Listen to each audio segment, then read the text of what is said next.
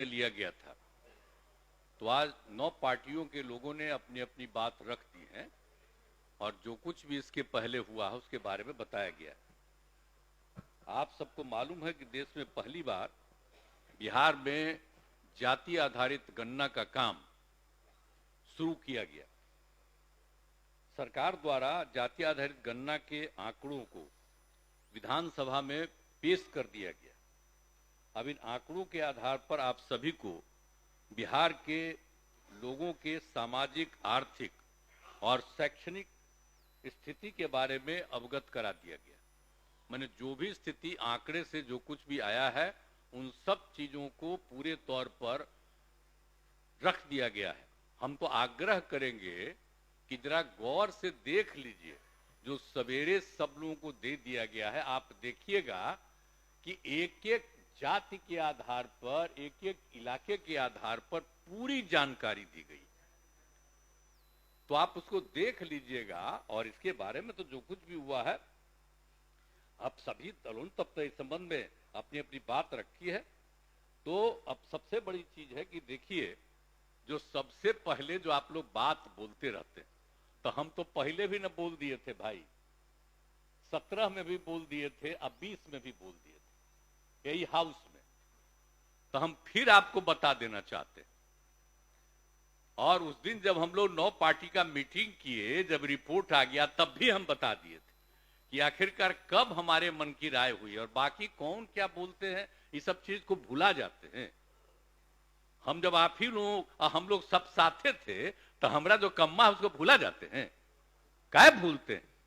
याद करिए और याद करिए कि किस तरह से इसकी शुरुआत की गई। ये 90 की बात है, जब हम लोग थे केंद्र में और उस समय एमपी बन करके। तो उस समय जो कांग्रेस पार्टी ने जिनको राष्ट्रीय अध्यक्ष बनाया था, अब वो जो ये जो बने थे प्रेसिडेंट है, राष्ट्रपति थे, राष्ट्रपति महामहिम ज्ञानी जैल सिंह।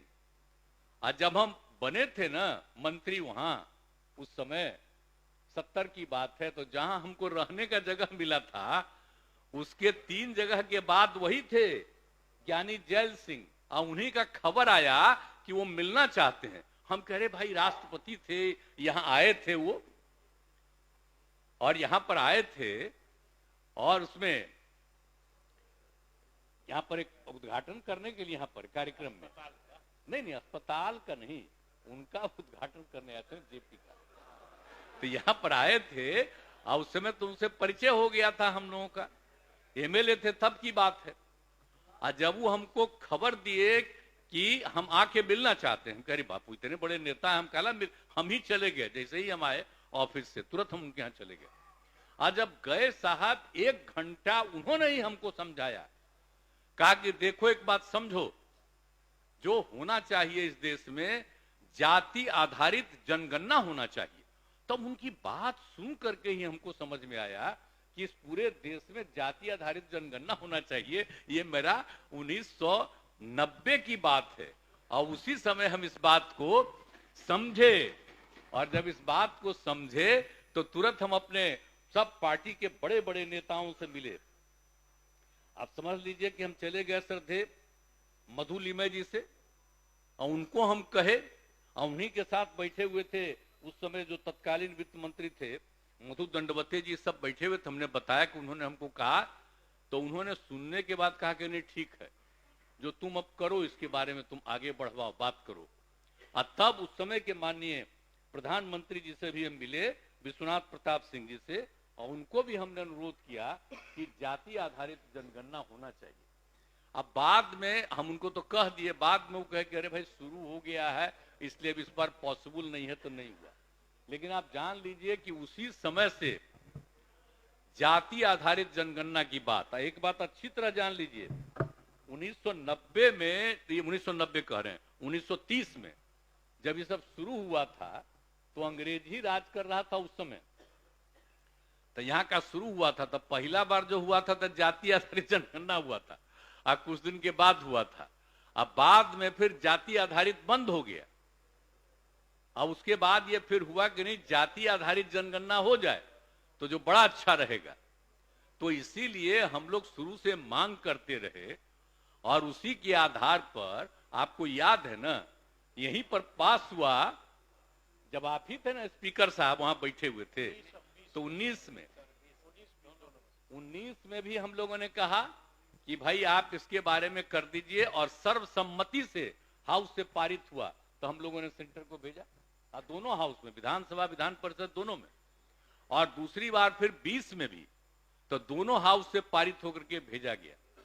लेकिन अभी जनवरी की बात है, 20 की जनवरी फरवरी की, तो उसी समय बजट के टाइम, तो हम लोग तो शुरू से नहीं तैयार थे जी।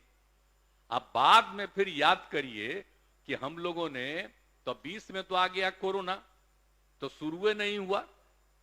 तो 21 में फिर हम लोग कहने लगे कि भाई जाति आधारित तो होबे न करेगा, ये माने जनगणना तो होगा ही ना, जाति आधारित की बात तो नहीं, जनगणना होगा। तो हम लोग रिक्वेस्ट करें, तो याद करिए ना कि हम लोग फिर 9 पार्टी के लोग बात किए आपस में 21 में, और आपस में बातचीत करके हुआ कि नहीं ठीक है। तब फिर हम लोगों ने केंद्र में माननीय प्रधानमंत्री जी से अनुरोध किया कि समय दीजिए। तो उन्होंने 3-4 महीना के बाद समय दिया, हम लोग मिले, हम मिल करके सब लोग न गए थे जी। आज सब तो साथ ही थे, तब भुला गए। आप लोगों में से किसी को मौका नहीं मिला। अरे मौका किसको मिला?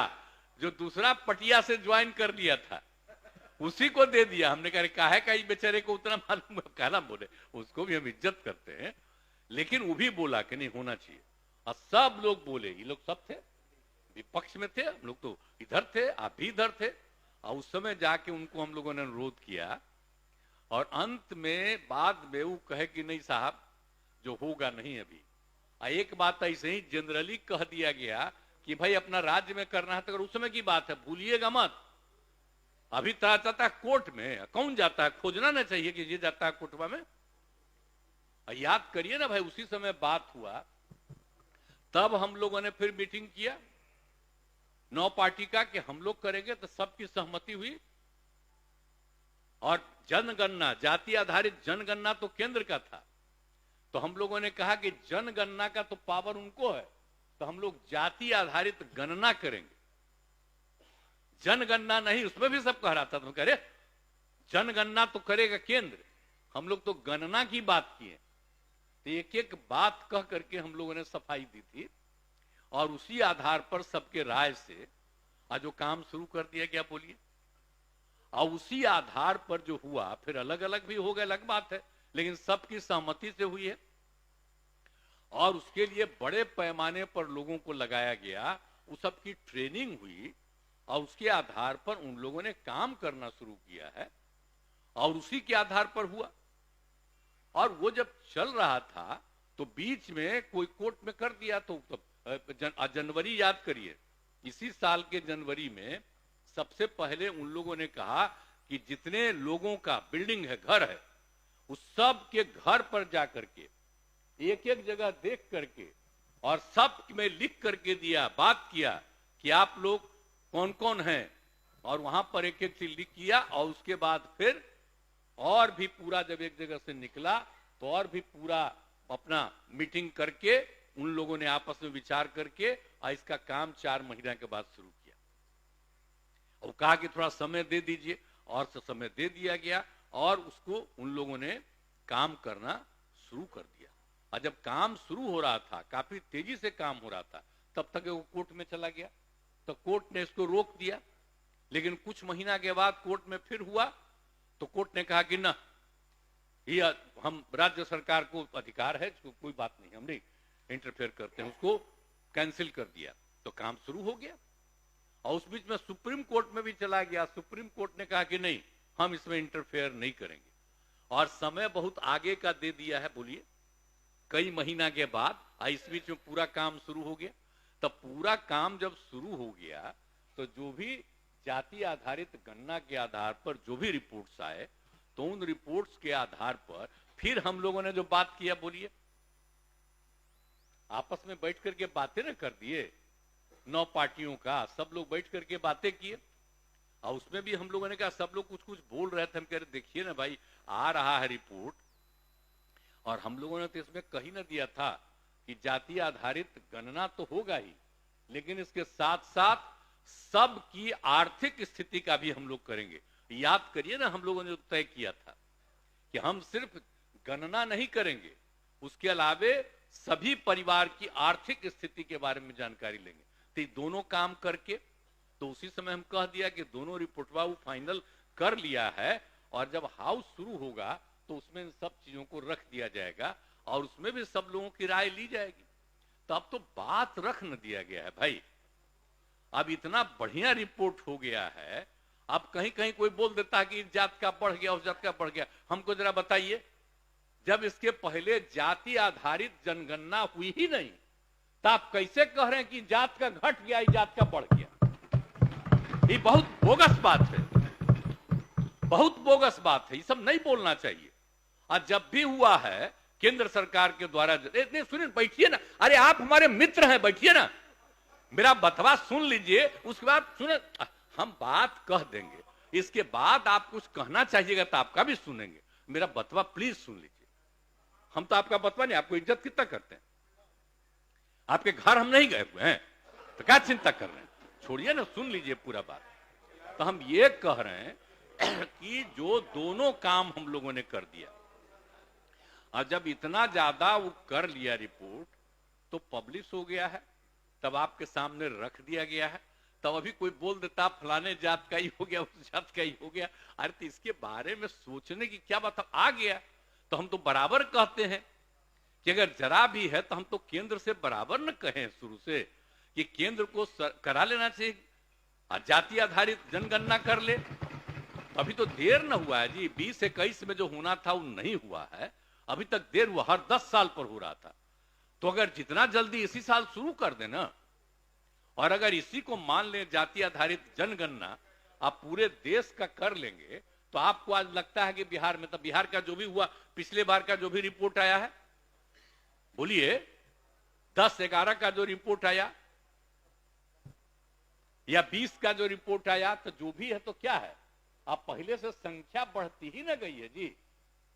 पहले जो था उसमें 8 लाख से कुछ था, और दूसरी बार बढ़ करके हो गया, माने 10-11 में 10 लाख से आगे, और इस बार बढ़ के हो गया 12 लाख से आगे, 12 करोड़ से। अब इसी में तो एक एक बात बता दिया गया है कि टोटल की संख्या एक एक जगह जो देखा गया, और उसी में उसके परिवार के लोग यहां नहीं बाहर रहते हैं। हम एक आग्रह करेंगे, जब शुरू हुआ था तो हम भी अपने घर पर गए, जहां मेरा जन्म हुआ बख्तियारपुर में, और वहीं पर जाकर के हम भी थे, और जो कर रहा था एक एक बात वो बुलाने गया था, हमारे भैया कर देते, लेकिन हम भी गए, सबको कहा सबको लेके चलिए, और एक एक बात हमने कहा कि भाई हम लोग इतने हैं, आप भैया का 2 लड़का दिल्ली में है नौकरी, और उसका भी एक एक बच्चा वहीं रहता है, तो इसलिए उसको यहां पर कैसे, उसको तो बाहर। इसी तरह से तब जो कहते हैं कि हमको नहीं पूछा, तो हम तो आग्रह करेंगे कि भाई जो हो रहा था तो सब लोग अपने अपने घरवा पर गए, कह नहीं जाना चाहिए ना, हम आपको बता जानने कहे के लिए नहीं, मेरा बतवा सुन लो, बाद में जो कहिएगा। हम कह रहे हैं कि पहला दिन जो शुरू हुआ तो हम खुद चले गए, आई पूरा मीडिया में नहीं छपा था कि हम भी वहां पर बैठे हुए हैं, कितना न्यूज छपा था। अब बाहर में पटना से लेकर के 25-30 मीडिया का लोग वहां पर था, और सब हमसे पूछ रहा था बात। तो एक एक बात हम कहे सबको करना चाहिए भाई, जो रिपोर्ट आ गया, और जब भी हम भी रिपोर्ट देखे तो देखे नहीं, हम जिस जतिया के हैं तो उसके बारे में जो मानता था कि इतना है तो उससे घट गया, तो किसी के बारे में कम था उसका देखे कि बढ़ा हुआ, किसी का और कम है। तो कहने का मतलब उसे क्या कीजिएगा, इसका मतलब है कि जिनकी आबादी बढ़ रही है तो जरा भुला रहे हैं। अब जो बतवा हो रहा है, अगर सब चीज का आंकड़ा अभी हम आपको बता रहे हैं, आप देख लीजिए।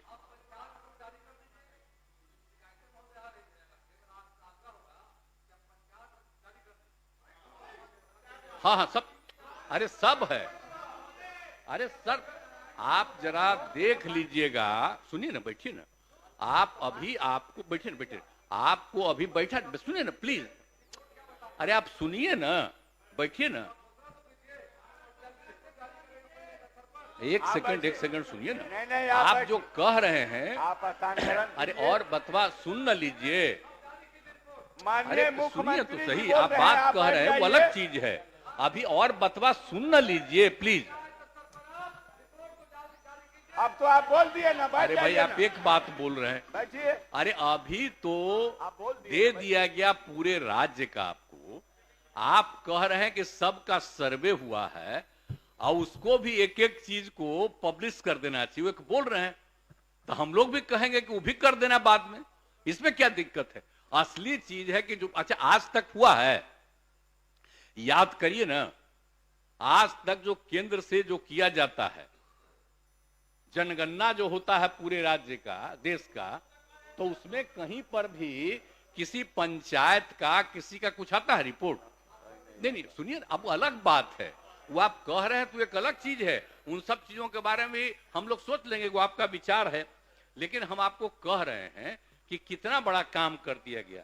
तो एक एक तरह से जो सब कुछ कर दिया गया, अब आप समझ लीजिए कि आप सबको मालूम है कि आप सबको जो कुछ भी हम लोगों ने आप सब लोगों से बातचीत किया था, उस सब लोगों से तो आपकी चर्चा हो ही गई और सब कुछ की स्वीकृति हो गई।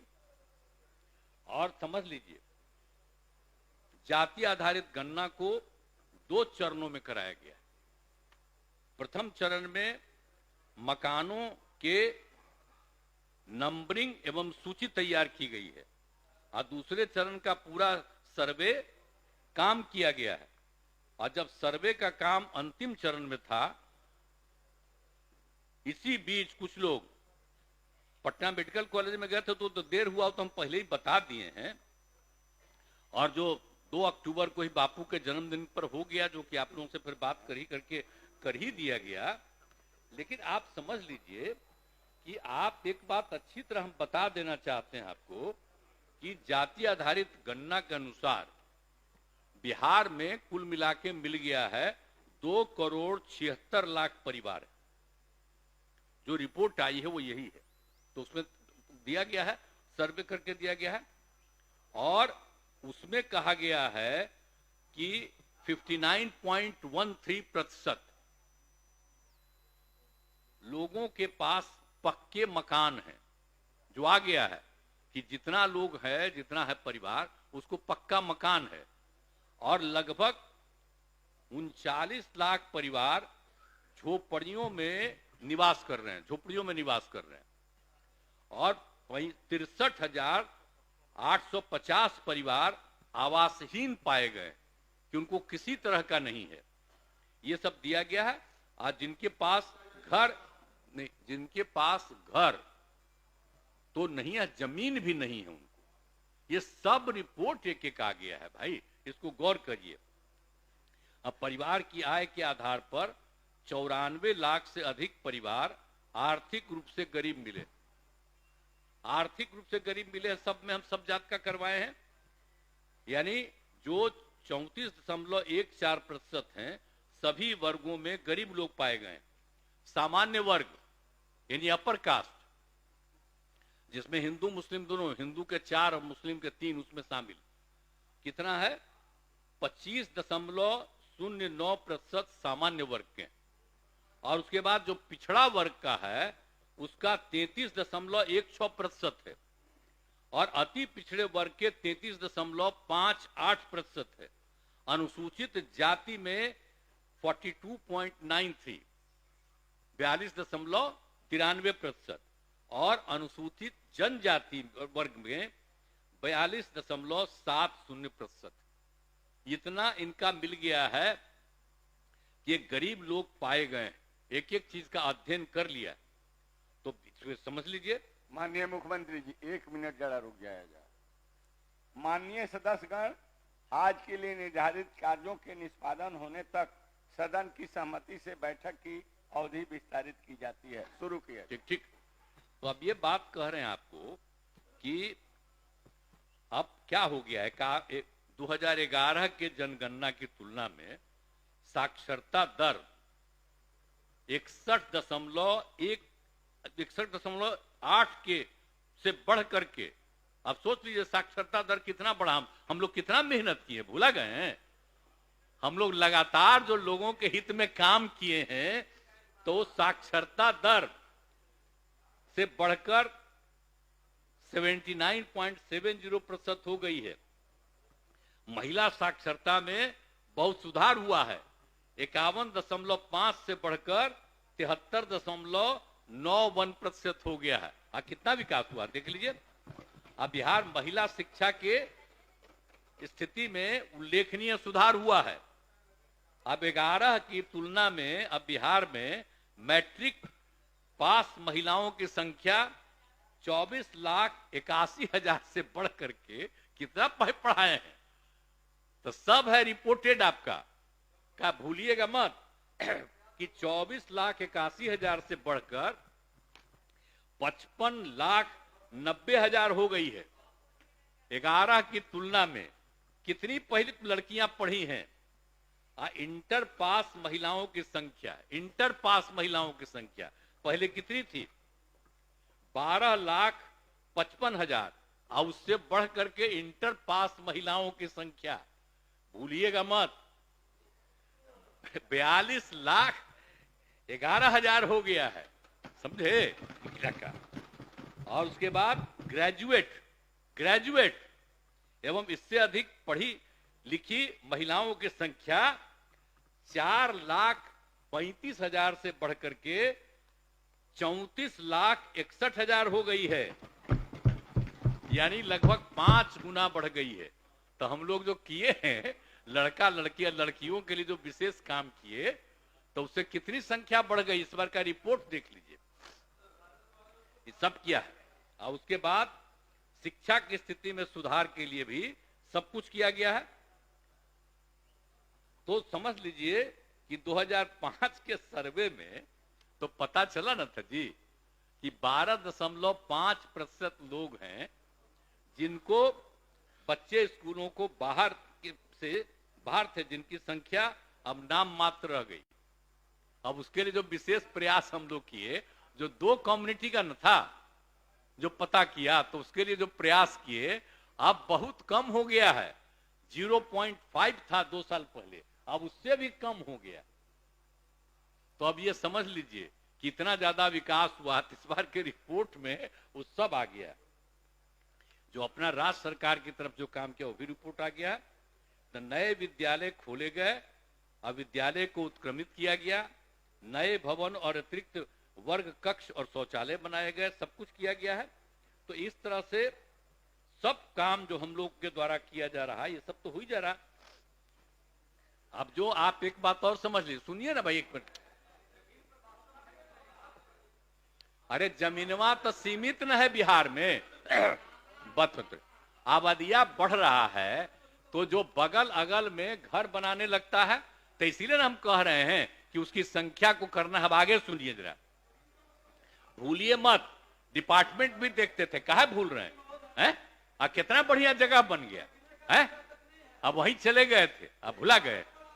प्लीज प्लीज प्लीज प्लीज सुन।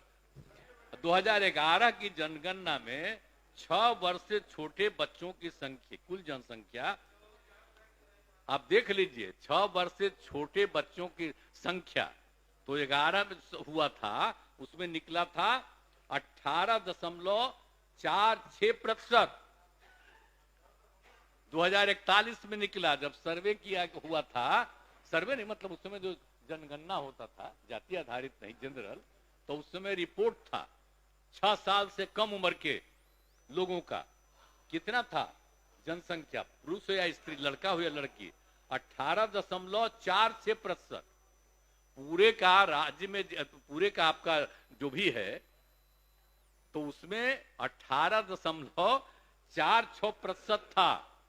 और अब जितना हम लोगों ने शुरू कराया है पढ़ाई का, याद करिए ना, कह रहे थे कि लड़की भी पढ़ लेगी, तो ये जो सुनिए ना, अरे 4.3 था। सुनिए ना भाई, छोड़िए ना, वो तो सबके परिवार में ही तो है 9 गो, छोड़ो ना, उसे क्या हुआ? अरे हम तो शुरू कराए, अरे अब घट रहा, सुनो ना एक, अरे सुनिए ना, सुन बात हम कर रहे, वो धीरे धीरे, अब धीरे धीरे हो जाएगा। यही को देख करके जो हमने तय करवाया, तय, सुने ना बात, सुनो, सब परिवार का हो जाएगा धीरे धीरे आगे। तो वो जरूरी चीज न है। तो जो हम लोगों ने कहा कि अगर पढ़ लेगी लड़की और वो जब शादी होगा लड़का लड़की में, तो जो पुरुष है वो तो रोज रात में जो सदिया होता है उसके साथ करता है ना, तो उसी में और पैदा हो जाता है। और लड़की पढ़ लेती है तो हमको मालूम था कि वो करेगा ठीक है, लेकिन अंतिम में भीतर मत घुसाओ, उसको बाहर कर दो। करता तो है, तो उसी में अब समझ लीजिए संख्या घट रही है। अब आप जान लीजिए कि जो संख्या थी पहले, आप पत्रकार लोग भी ठीक से समझिए मेरा बतवा को, याद करिए। अब पहले क्या था, अरे सुनो, 4.3, अब घटते घटते लास्ट ईयर के पहले ही जो रिपोर्ट आई है, अभी तो और हम कहें नया रिपोर्ट दे दो, तो 2.9 पर पहुंच गए। अब बहुत जल्दी 2 के पास हम लोग पहुंच जाएंगे। तो इसीलिए जरा ये जान लीजिए कि कितना खुशी की बात है। तो घबराहट का है कह रहे हैं कि जतवा घट गया है, अरे काला घटेगा, अब धीरे धीरे घटेगा। जब आप देख रहे हैं 18.46 से घट करके 13.6 है। अब चूंकि लड़की को पढ़ाया गया तब उतना ज्यादा नहीं होता, अब संख्या घट रही है, 2.9 पर आ गए, तो उसका फायदा ना हो रहा है जी। अब धीरे धीरे और आगे बढ़ेगा। अगला बार जब सर्वे होगा तब देखिएगा, जो अगला बार होगा जब गणना, तब उसके बाद अगर देश भर में जनगणना कर लेंगे और जाति आधारित कर देंगे तो एक एक चीज का रिपोर्ट आएगा, धीरे धीरे और घटेगा। ये बड़ी खुशी की बात है ना। तो ये जो हम लोग करा दिए, अब इन आंकड़ों से हमने शुरू में कहा था, इसकी पुष्टि हुई है। और यदि पत्नी मैट्रिक पास है तो देश में उसका प्रजनन दर 2 था। अब बिहार में भी कोई भी लड़की अगर मैट्रिक पास थी तो पता चला कि उसका भी 2, लेकिन अगर इंटर पास है तो देश में था 1.7, और हम लोगों के यहां बिहार में 1.6 हमको रिपोर्ट मिला। तो इतनी हमको यूरेका की भावना, इतनी खुशी हुई थी कि भाई हम लोग तेजी से इस काम को कराएंगे, और उसी का नतीजा है कि अब आप 2.9 पर पहुंच गए। और नीचे जाइएगा, सभी समाज की बात नहीं होबे करेगा, धीरे धीरे होगा ना। अरे तो अभी जो हो रहा है सबका आ रहा, चिंता मत करिए ना, तो धीरे धीरे बाकी सबको पढ़वाइए ना। अरे वो तो सबको, सुनो ना, बैठन, अरे बढ़ेगा, धीरे धीरे घटेगा। सुन तो लीजिए, चिंता मत करिए, बहुत अच्छा काम हो रहा है। तो हम एक बात कहेंगे, अब जितना स्कूल खोला गया है, अब जो किया गया है 10+2 का, तो आपको मालूम है ना, हम सब लोग कर रहे हैं। आज जहां भी नहीं है उसके लिए हम लोग तो काम करवा न रहे हैं। आप समझ लिए 2768 स्कूलों में नए विद्यालय भवन और 3530 विद्यालयों में अतिरिक्त क्लासरूम आदि का निर्णय लेकर के 7530 करोड़ रुपए की योजना पर तेजी का काम हो रहा। भूल क्या रहे हैं, किया ही ना गया है। 2005 में तो आपको हम बता ही दिए कि क्या था, अब घट करके 2.9 पर आ गया। तब उसके अलावे अब जो उसके आगे बात है कि सब तो हो ही रहा है, अब आगे क्या करना चाहिए, तो उसके बारे में कुछ सुझाव मेरा है। अब जाति आधारित गणना के आंकड़ों के आधार पर लोगों की सामाजिक, आर्थिक एवं शैक्षणिक स्थिति को ध्यान में रखकर निम्न निर्णय लिए जा सकते हैं। क्या हो सकता है? जाति आधारित गणना में वर्गवार, कोटिवार जनसंख्या के निम्न आंकड़े प्राप्त हुए। आप पिछड़ा वर्ग का कितना है? 47.12%। अत्यंत पिछड़ा वर्ग का क्या है? 26.01%।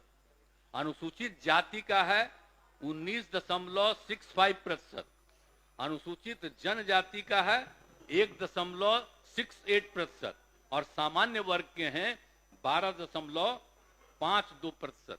जो आंकड़ा किया गया हर एक जातियों का, तो अपर कास्ट का है कुल मिलाकर के 52.52 और पिछड़ा वर्ग का है 27.12 और अति पिछड़ा वर्ग का है 36.01 और अनुसूचित जाति का बढ़ गया 16 था, अब उससे बढ़ करके हो गया है 19.65। इसलिए अनुसूचित जाति में कोशिश करना चाहिए, उनको भी खूब सिखाना चाहिए। और अनुसूचित जनजाति तो पहले था 1 से कम, उसमें हम उसको शामिल कर दिए थे ना, तो 1 के आसपास हो गया था, तब वो हो गया है 1.68%। तब इसके लिए तो अब आगे प्रयास करके आगे के लिए करना होगा, धीरे धीरे जो भी संख्या होगी है तभी ये स्थिति है। तो अनुसूचित जाति और जनजाति की जनसंख्या अनुपात में वृद्धि के कारण अब आप जानते हैं ना कि जब भी जो भी दिया गया है 50% का है, तो अनुसूचित जाति और जनजाति को सेंट% मिलता है। तो अभी तक बिहार में क्या था 16 और 1 17, तो अब चूंकि संख्या बढ़ गई है 19.65, तो ये 19.5 से आगे है, तो अनुसूचित जाति को 20 करना पड़ेगा, अनुसूचित जनजाति का 1.68 है तो उसको 2 करना पड़ेगा, तो 22% देना पड़ेगा 17 की जगह पर। ये तो स्वाभाविक है ना, उनको सेंट% का शुरुआत से ना प्रावधान है भाई, तो उनके लिए तो देना ही ना पड़ेगा सरकारी सेवाओं में। बेटे ठीक है, अरे धन्यवाद, सुन बेटे आप स्थान ग्रहण कीजिए, बैठिए बैठिए। अरे अभी आगे वाला एक बोलने दीजिए, अरे बोलने प्लीज, दीजिए, अरे इसके बोलने बाद कहिएगा, हम सुन रहा। अरे पहले सुन लीजिए ना प्लीज, अरे सुन लीजिए ना। हाँ, ठीक है, आप बैठिए स्थान ना, ग्रहण कीजिए, बैठिए हो ना। गया, अरे हम तो आपको बता दे रहे हैं तो ये हो जाएगा अनुसूचित जाति का 20% और अनुसूचित जनजाति का हो जाएगा 2%। तो पिछड़े वर्ग की महिलाओं के लिए पूर्व से प्रावधानित 3% आरक्षण को पिछड़े और अति पिछड़ों के आरक्षण में समाहित किया जा सकता है, तब उसकी कोई आवश्यकता नहीं है। अब तो हम 35% दे दिए हैं, तो उसके लिए क्या जरूरत है उनको 3% कहीं करने का, पिछड़ा कोई आवश्यक है नहीं, उसको अब छोड़ देना चाहिए। वो तो दे ही रहे हैं हम लोग 35%, पूरे बिहार में दे रहे हैं हर जगह महिलाओं को, इसलिए उसकी कोई आवश्यकता नहीं है। लेकिन अगर आप अब 50 में 22 हटेगा तो मात्र 28% न बचा पिछड़ा और अति पिछड़ा के लिए। आज संख्या कितनी हो गई जरा तो देख ही ना लिए हैं, कितना हो गया 63%। दोनों को मिला करके जो हुआ है उसके हिसाब से 63% उनकी संख्या, और कुल मिलाकर के आप समझ लीजिए तो अब उसको कितना बचा, 28% न बचा। और अपर कास्ट में तो आप जानते हैं कि अभी 2 साल पहले केंद्र सरकार में किया कि उनके पिछड़ेपन को 10% करेंगे, तो हम लोगों ने तुरंत स्वीकार किया और 10% हम लोग भी यहां कर रहे हैं। तो 50% है अनुसूचित जाति अनुसूचित जनजाति का 100%, और बाकी जो पिछड़ा अति पिछड़ा का है उसमें जो बचा है वो, और फिर अब केंद्र ने 50 के अलावे 10 किया, उसको स्वीकार किया गया, तब तो अपर कास्ट में 10%। तब अपर कास्ट का आप देखिएगा तो आपको संख्या का पता चलेगा कि अपर कास्ट में कितनी संख्या हो जाती है। तो अभी जो है कि 28% बचा है, तो इसीलिए अब जो कुछ भी है आर्थिक आधार पर 10% आरक्षण दिया गया, तो उनकी जनसंख्या अनुपात के आलोक में लगभग 64% है, जो बता दिए अभी आपको। अनुसूचित जाति जनजाति के लिए जब 100% का आरक्षण जो हम बता दिए हैं, तो पिछड़े और अति पिछड़े वर्ग के लिए आरक्षण बढ़ना नहीं चाहिए भाई, इसका बढ़ना नहीं चाहिए, यही हमारा कहना। सुनिए बढ़े, ठीक है, तो इसका बढ़ना चाहिए।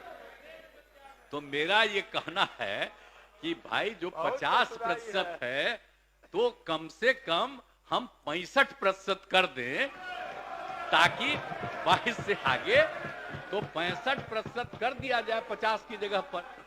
10% सुनिए ना, 10% अपर कास्ट का पहले से है, तो 65 और 10 75, तो बचेगा 25। तो पहले 40 सबको फ्री था, अब 25 फ्री हो जाएगा। लेकिन बाकी का पिछड़ा और अति पिछड़ा की संख्या को भी कम से कम अब कुल मिलाकर के, और SC ST को जो 50 है उसकी जगह पर हम लोग 65 कम से कम कर दें, या आप लोगों से परामर्श है। चलिए, आप भी एग्री कर रहे हैं, बड़ी खुशी की बात है। अब इसके बाद जो है ना, सुनिए ना, बाद में हम आएंगे। अब इसके बाद दूसरी चीज है, अब जो आपको बता ही दिए हैं कि आर्थिक स्थिति सुधारने का, ये तो हम संख्या बढ़ा दिए कि कुल कितनों को जगह मिलनी चाहिए रिजर्वेशन का, 50 को बढ़ा के 65 की बात हुई। आप आर्थिक स्थिति की बात भी आप लोग किए ना हैं, तो उसके बारे में भी चर्चा कर देना चाहते हैं कि आप समझ लीजिए, 65 पहले ही बता दिए हैं, 25.09% सामान्य वर्ग के हैं, 33.16% पिछड़ा वर्ग के, और 33.58% अति पिछड़ा वर्ग के, और 42.93% अनुसूचित जाति तथा 42.70% अनुसूचित जाति वर्ग के लोग गरीब हैं। हम पहले ही बता दिए हैं। तब सभी को मिलाकर बिहार में लगभग 94 लाख गरीब परिवार, इस सब को मिला करके देखिएगा, इतना प्रतिशत है, 94 लाख बहुत ही गरीब परिवार, अपर कास्ट हो, बैकवर्ड हो, अति पिछड़ा हो, कोई भी हो, और अनुसूचित जाति जनजाति और हिंदू मुस्लिम सबको, इस सबको मिला करके इतना। तो शुरू से ही विकास में अनेक कार्यक्रम सफलतापूर्वक चलाए जा रहे हैं। अब विशेष योजनाओं का काम चल रहा है। अब जाति आधारित गणना में लगभग सभी जातियों के 94 लाख परिवार गरीब हैं और उनके पास कोई रोजगार नहीं। अब आप सोच लीजिए, कोई रोजगार नहीं उनके लोगों को। बाकी लोगों के पास जो कुछ भी है, अब इतने लोगों के पास कोई रोजगार नहीं, तो उनको तो कुछ मदद करना है ना भाई। तो हम यही कह रहे हैं। एक चीज और कि आप उसके लिए जो कुछ भी किया जा सकता है, 2 लाख रुपए तक की राशि किस्तों में उपलब्ध करा देंगे, माने मुफ्त में उनको 2 लाख रुपया का मदद दिया जाएगा हर परिवार को, ताकि कोई काम करो। जितने लोग भी हैं, अपर कास्ट हो, बैकवर्ड कोई हो, तो जितने भी हैं 94 लाख गरीब परिवार, इन सब के लिए हर परिवार को कम से कम 2 लाख रुपया राज्य सरकार की तरफ से उसको मदद की जाएगी, ताकि वो कोई ना कोई काम करना शुरू करे। एक हम लोगों का हमारा विचार है। और दूसरी बात है कि 63,850 परिवार के पास रहने के लिए आवास की सुविधा नहीं है। उन सभी को अभियान चलाकर आवास की सुविधा उपलब्ध कराई जाएगी। क्या करना पड़ेगा? अभी तो देखिए ना, जो भी होता है उसको जमीन खरीदने के लिए 60 रुपए देते हैं, 60,000 रुपया। तब हम सोच रहे हैं कि उस सबका बन नहीं रहा है, तब उनको जमीन खरीदने के लिए 60,000 की जगह पर 1 लाख रुपया का हम लोग सहयोग दें सरकार की तरफ से, और घर उसको बनाने के लिए 1,20,000 रुपया दिया जाता है, 1,20,000 दे दिया जाएगा। तब जानते हैं कि बहुत लोग अपना घर बैठे।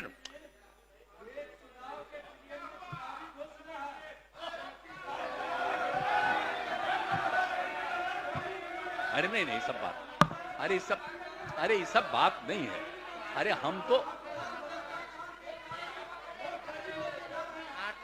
बेटे, अरे वो सब तो अलग चीज है। तो जो पाया गया भी, अरे सुनिए ना, एक मिनट बात सुनिए। जो पाया गया, तब यही सोच रहे हैं कि उन सब लोगों को जमीन के लिए 60,000 खरीदने के लिए 60,000 रुपया से बढ़ा के 1 लाख रुपया का मदद कर दिया जाए। आप सबको 1 लाख कर देंगे, और बाकी जो 1,20,000 बनाने के लिए है, तो अभी कह रहे हैं। अरे आगे और जरूरत पड़ेगा तो आगे जो भी बढ़ाना हो। अब एक और चीज है, उपरोक्त दोनों, अब सुनिए ना, एक मिनट, आप लास्ट हम बोल रहे, एक सेकंड में सुन लीजिए ना। अगर ये दोनों चीज आपको बता दिए कि ये किया जाएगा तो आपको हम बता दें। हमने एक एक आंकड़ा, एक एक चीज हम देखे और खुद सोचे, तो उसमें हमने देखा कि 2,50,000 करोड़ रुपया लगेगा।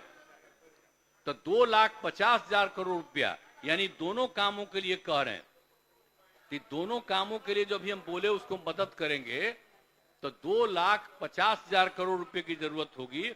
तो इसीलिए हम लोगों ने सोचा कि इसको 5 साल के अंदर हम लोग पूरा कर दें ताकि 50,000 रुपया दें। लेकिन एक बात जान लीजिए, हम सबसे आग्रह करेंगे कि अगर बिहार को विशेष राज्य का दर्जा मिल जाएगा तो आपको और मदद होगी। तब 5 साल नहीं लगेगा, तब 2-2.5 साल में सबका हो जाएगा। तो इसीलिए हम ये तो कह रहे हैं, तो इसीलिए राज्य के महिलाओं के जीविका स्वयं, अब एक और बात हम बताते हैं, अरे राज्य के महिलाओं के लिए जीविका स्वयं सहायता समूह तो हम लोग बताए हैं और उसकी संख्या 10 लाख से भी ज्यादा हो गई है। तब हमारी इच्छा है कि अब शहरी क्षेत्र में भी हम लोग जीविका से ही जोड़ रहे हैं, तो उसी को जोड़ रहे हैं। और बाकी और भी हर जाति में गरीबी है, तब सबको प्रेरित किया जाए और चाह रहे हैं कि अब जो हमारा 10 लाख से ज्यादा है ये जीविका स्वयं सहायता समूह का, अब उसको कम से कम 1.5 लाख और बढ़ा दें बहुत जल्दी। अब कुल मिलाकर के जो जीविका दीदियों की संख्या है 1,30,00,000, तो ये बढ़ के 1,50,00,000 से भी ज्यादा हो जाएगी। तो कितना ज्यादा खुशी है, तो इतना ज्यादा सब जीविका दीदियां बन करके और अपने परिवार का, तो सब तरह का घर बनाने के लिए भी दे रहे हैं, वो कोई घर अपना काम करे उसके लिए भी दे रहे हैं, और उसके अलावे हम कह रहे हैं परिवार में जो जीविका से जुड़ जाएंगी तो उनको भी मदद मिले। तो ये भी एक हम सोच रहे हैं।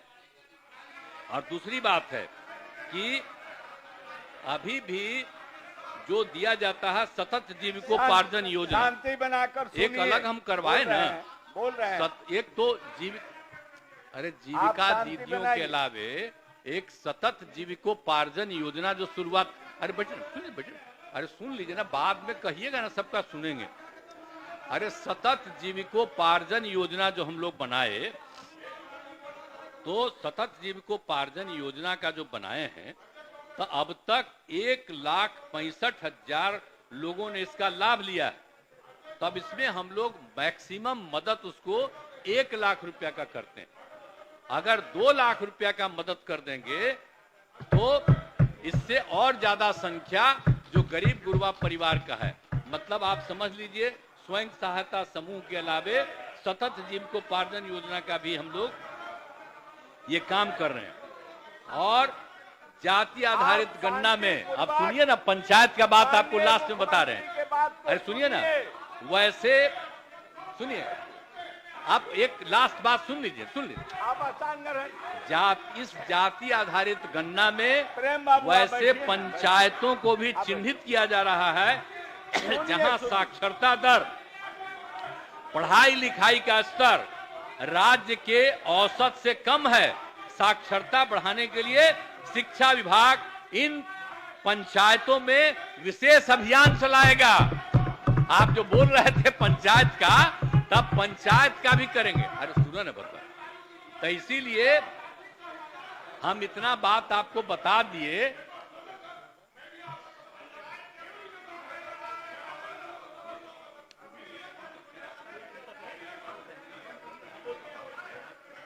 माननीय सदा शांति बनाइए, मुख्यमंत्री जी बोल रहे हैं। अब इसके बाद आप बैठ जाइए, सुनिए। अब हमारा विश्वास है, लीजिए।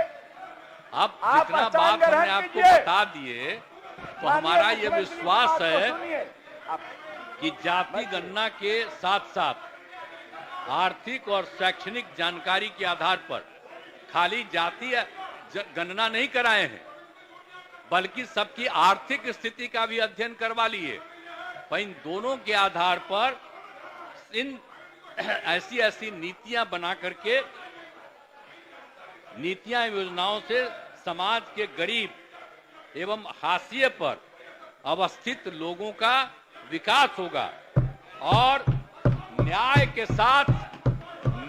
साथ विकास का हमारा संकल्प है।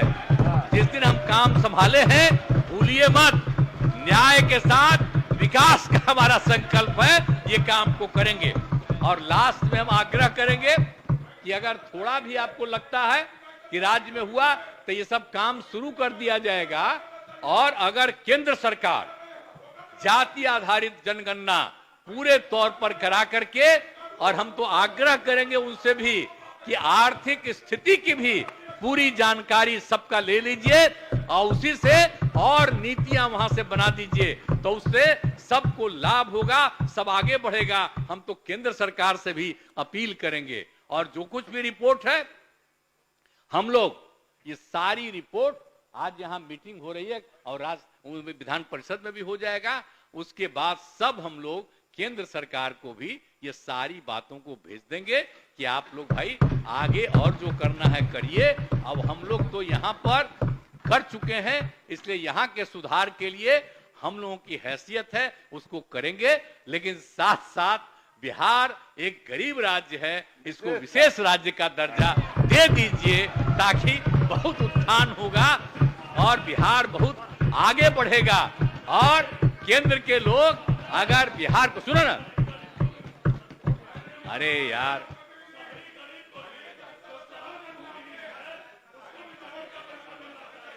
ठीक है, अरे सबको मिलना चाहिए, अरे ये ठीक है, आप बोल दिए, अब स्थान ग्रहण कीजिए सरावगी जी।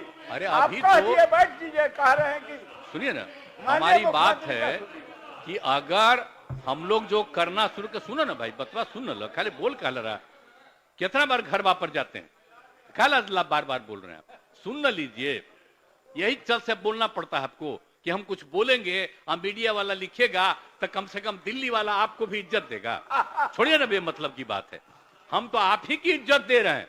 हम तो कह रहे हैं कि जो बिहार कर देगा, अगर केंद्र सरकार इसको इसी तरह से कर देगा तो उनको कितना फायदा हो जाएगा। और हम लोग तो पूरे राज्य में इस काम को शुरू कर देंगे और इसके लिए जो भी कानून और जो भी लाना होगा वो भी आपको इसी सत्र में पेश कर दिया जाएगा। इन्हीं शब्दों के साथ आप सबको मैं बधाई देता हूं कि सब लोग मिलकर के एक साथ काम किए हैं और जो भी हुआ है सबके एकजुट होने से हुआ। अब इसको और ज्यादा कुछ करना है तो और किया जाएगा, अभी तो जितना है उसके आधार पर यह निर्णय है।